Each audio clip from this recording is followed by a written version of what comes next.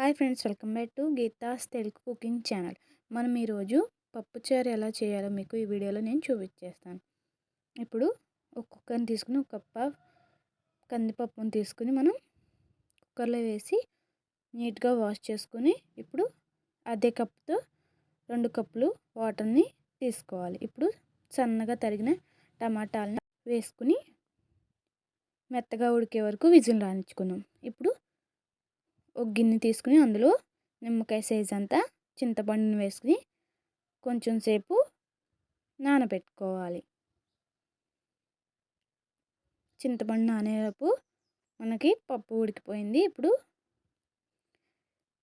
Mixing మేకర్తో బాగా పప్పుని mix చేసుకోవచ్చు. మాకు పలుకులుగా వద్దు అస్సలు అంటే, మీకు బాగా చిక్కగా రావాలంటే బాగా చల్లారాక మీరు మిక్సీ పట్టేసుకోవచ్చు. లేకపోతే వద్దు మాకు ఇలా ఉంటేనే చాలు అంటే పప్పు గుత్తితో కానీ మీరు మ్యాష్ చేసుకోవచ్చు. చూసారు కదా, ఇలాగా మెత్తగా మ్యాష్ చేసుకోవాలి. ఇప్పుడు మనం నానబెట్టుకున్న చింతపండును కూడా మెత్తగా గుజ్జు తీసేసుకోవాలి. ఇప్పుడు గుజ్జు తీసేసుకున్నాక అదే పప్పులో మనం చింతపండు రసాన్ని పోసుకోవాలి. ఇప్పుడు మళ్ళీ అందులోనే కొంచెం వాటర్ని వేసి మళ్ళీ మెదుపుకొని చింతపండుని వాటర్ని పోసుకోవాలి. ఇప్పుడు పెద్ద గ్లాసుతో 2 గ్లాసుల వాటర్ని నిండా పోసుకోవాలి. మీకు ఎక్కువ కావాలి అనుకుంటే పులుపు ఎక్కువగా వేసుకొని పప్పు కూడా ఎక్కువగా వేసుకొని మీకు ఎక్కువగా వేసుకోవచ్చు. లేకపోతే మాకు సరిపోతుంది అన్నప్పుడు 1 కప్పు వేసి ఉడికించుకోవచ్చు. ఇప్పుడు మనము ఇందాడ చింతపండు వేసి పిండుకున్న రసాన్ని కొంచెం సేపు మరగనివ్వండి. ఇప్పుడు ఒక ప్యాన్ తీసుకుని అందులో జీలకర్ర, వెల్లుల్లిపాయి అన్నీ వేసుకోవాలి. పోపు దినుసులన్నీ మనం వేసుకోవాలి.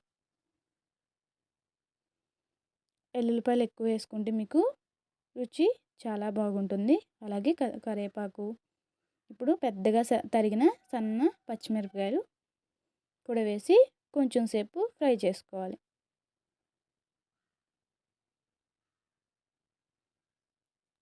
ఇప్పుడు సన్నగా తరిగిన ఉల్లిపాయల్ని నార్మల్గా కావాలంటే నార్మల్గా వేసుకోవచ్చండి. లేకపోతే చీలికల్లాగా కూడా మనం కట్ చేసుకోవచ్చు ఆనియన్స్ని. ఇప్పుడు ఆనియన్స్ని బాగా ఫ్రై చేసుకోవాలి గోల్డెన్ కలర్ వచ్చే వరకు. ఇప్పుడు చూసారుగా పప్పుచారు మనకి మరుగుతుంది. ఇలా మనకి పక్కన ఉల్లిపాయలు మగ్గాక టమాటాలను కూడా వేసి మగ్గనివ్వాలి. టమాటాలు ఉల్లిపాయలు మగ్గుతాకి ఇప్పుడు చిటికెడు పసుపు వేసుకోవాలి. అలాగే సాల్ట్ కూడా వేసి కొంచెం సేపు కలుపుకోండి. మనకి ఇందాక పెట్టిన రసం మరుగుతూ ఉండాలి. అప్పుడే మనకి ఇక్కడ కన్నా అప్పుడే మనకి ఎక్కువ మరిగిపోతుంది, చిక్కబడిపోతుంది. ఇప్పుడు ఇందులోకి అది మనం వేసేసుకోవాలి. చూసారు కదా, ఇప్పుడు వేసుకుని కొంచెం సేపు మనం మరగనివ్వాలి. ఇప్పుడు చిటికెడు కారం తీసుకుని సరిపడా కారం మీరు వేసుకుని కలుపుకోవాలి. ఈజీగా దేంట్లోకైనా తొందరగా అయిపోతుంది. అలాగే రుచికి సరిపడా సాల్ట్ని కూడా వేసుకోండి. మేమైనా కలుపుకుంటూ ఉండాలి, పొంగిపోకుండా. ఇలా బాగా మరిగితే మనకి చూసారు కదా, మీకు కనిపిస్తుంది ఇక్కడే ఎలా చిక్కబడిపోయిందో. కావాలి అనుకుంటే మీరు కొంచెం బెల్లం కూడా వేసుకోవచ్చు. నేనైతే వేసుకోలేదు.